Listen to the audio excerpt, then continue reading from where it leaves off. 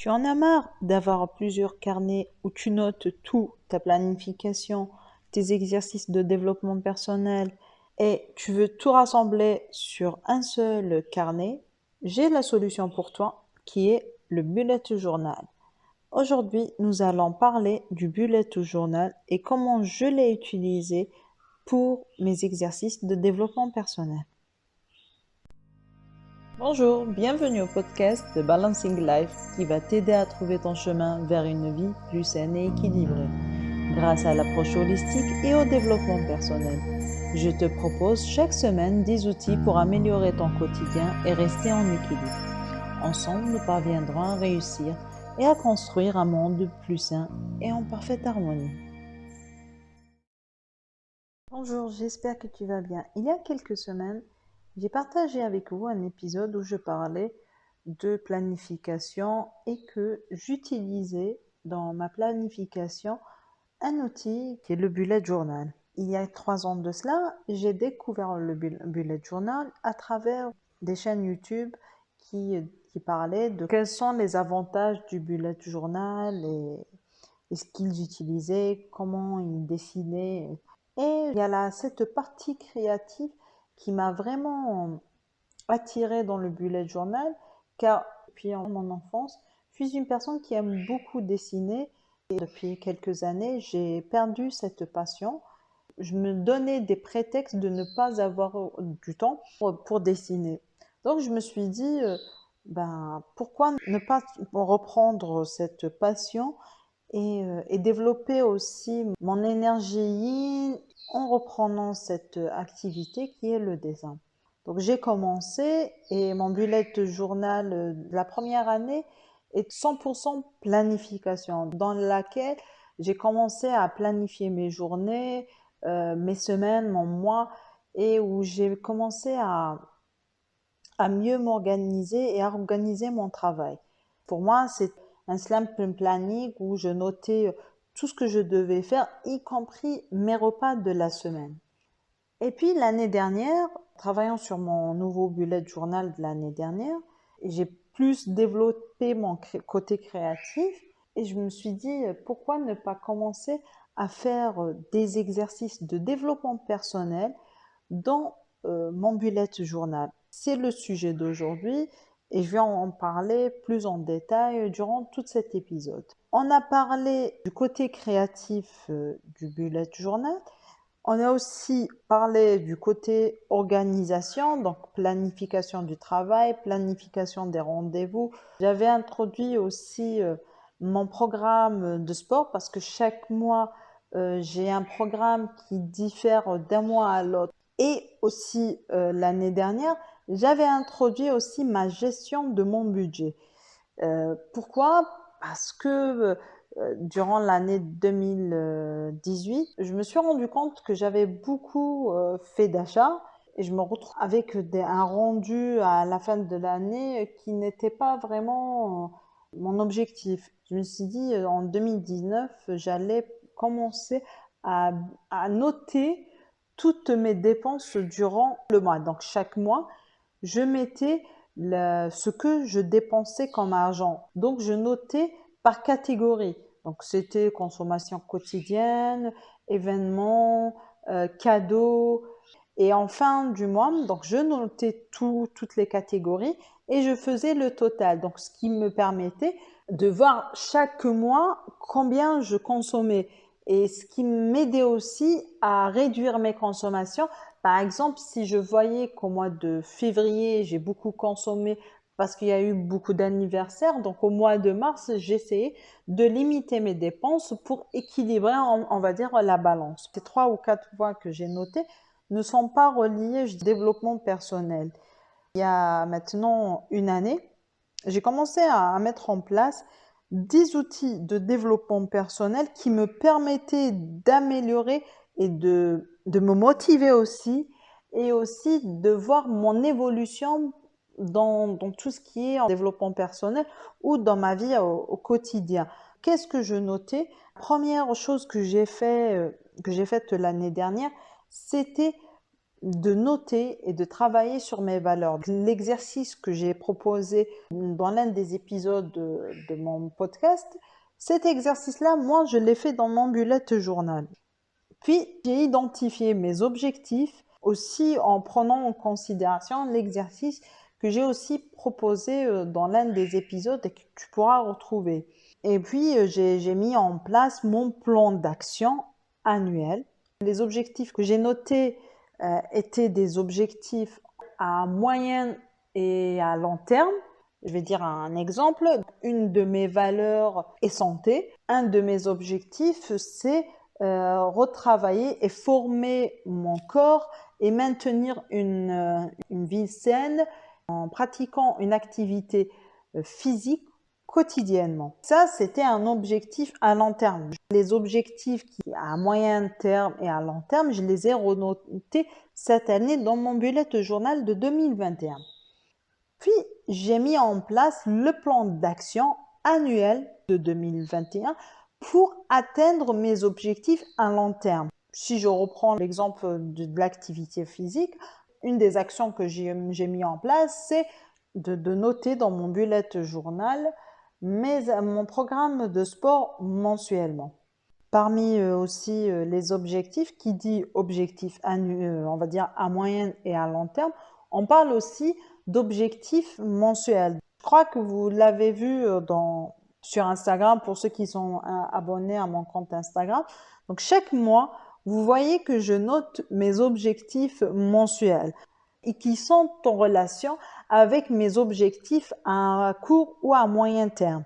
Je note aussi ce que j'appelle le focus mensuel ou concentration, si je dois traduire, même si ça fait un peu bizarre, les points dans lesquels je dois me concentrer le plus.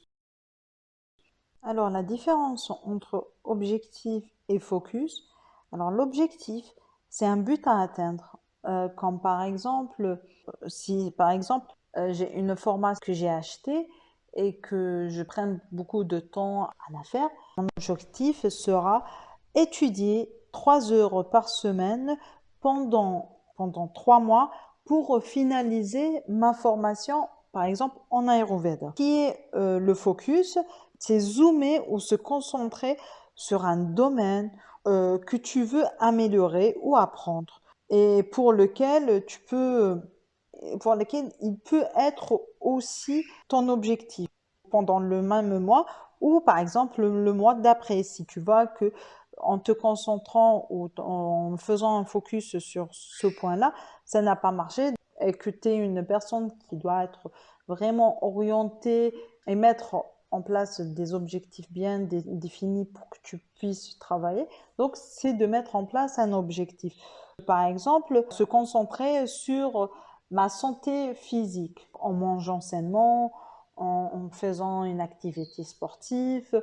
C'est ça la différence entre focus et objectif.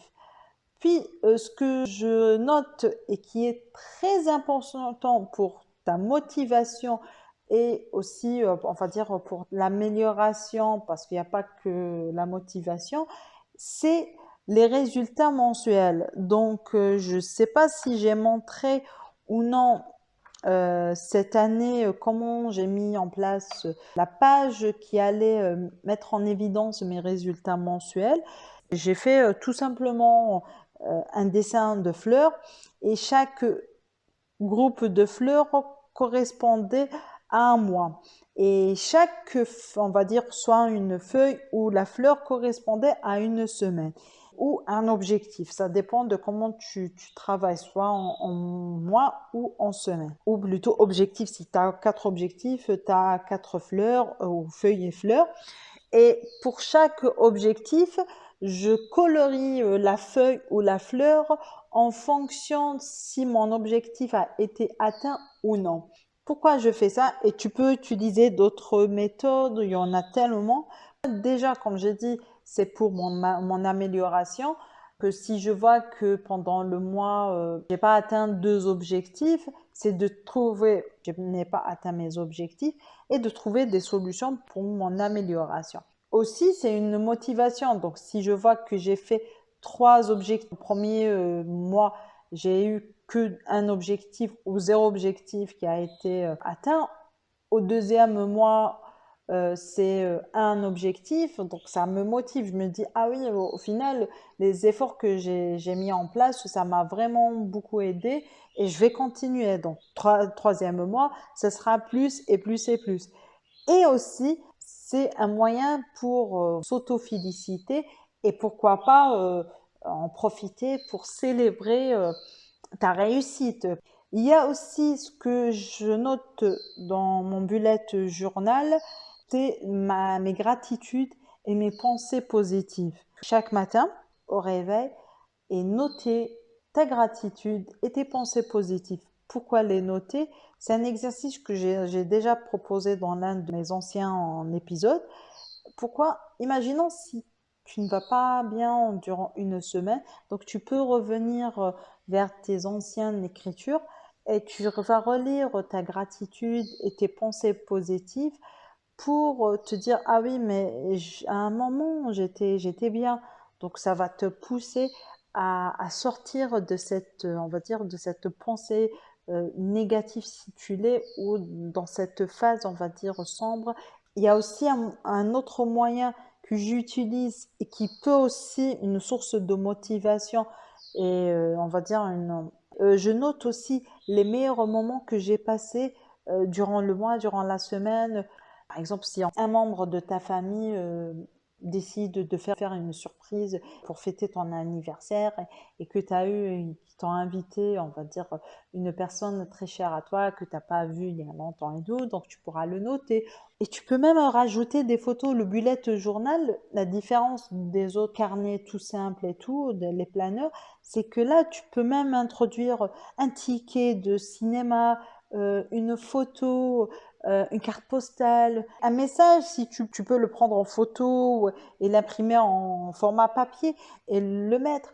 Aussi, j'aime bien noter ma liste de souhaits et mes rêves aussi. Par exemple, si je reprends mon premier bullet journal et que je vois que ce que j'ai noté comme liste de rêves, il se peut que j'ai pu atteindre un rêve ou deux. Et cela pourra on va dire, renforcer ta confiance en soi et cela va te pousser à aller de l'avant et faire et continuer à rêver. Et pourquoi? Parce que, on va dire, nous, l'être humain, on a souvent ou on a tendance à oublier. C'est un moyen pour moi de vraiment d'avoir cette foi en moi et de me dire oui, je suis arrivée à atteindre un rêve et pourquoi pas un autre rêve. En dernier lieu, je note aussi mes lectures. J'ai une liste de livres en développement personnel et d'autres domaines que je note et pour lesquels aussi je planifie mes lectures. Par exemple, je me dis, je sais plus ou moins combien il me faut du temps pour le finir. Donc, je mets par exemple, ce livre-là, je vais le lire en 3 mois et j'essaye de l'atteindre sans pour autant être frustrée si je n'atteins pas cet objectif parce que en réalité c'est pas un objectif. Mes lectures je les fais c'est pour mon bien-être et pour apprendre de nouvelles choses. Je dois pas aussi me focaliser trop sur ça. Donc voilà, j'espère que l'épisode d'aujourd'hui n'est pas trop long et que tu as pu apprendre plus ou moins quels sont les outils que tu peux mettre en place dans ton bullet journal, surtout dans le côté développement personnel. Si tu as des questions, n'hésite surtout pas. Aujourd'hui, il n'y aura pas de livret notes vu que c'est un épisode, il n'y a pas d'exercice derrière. D'un autre côté, je ne peux pas vous faire tout un bullet journal en fichier PDF parce que chacun de nous doit, on va dire, créer son propre bullet. C'est ça la différence entre un bullet et un agenda. Donc l'agenda, tout est déjà noté. Le bullet, c'est à toi de réaliser ton propre bullet. Tu peux en acheter un carnet spécialisé ou non au départ et pour lesquels tu pourras introduire ces informations. Voilà, si tu as des questions, encore une fois, n'hésite surtout pas à m'écrire. N'oublie pas de mettre des étoiles si tu m'écoutes sur Apple Podcasts et de me laisser un commentaire. Je te dis à la semaine prochaine pour un nouveau podcast. Merci de m'avoir écouté jusqu'au bout. J'espère que tu as apprécié ce podcast. N'oublie pas de partager avec les personnes qui en auront besoin. N'hésite pas à t'abonner ici et sur mon compte Instagram et Facebook où je partage d'autres informations qui peuvent t'aider.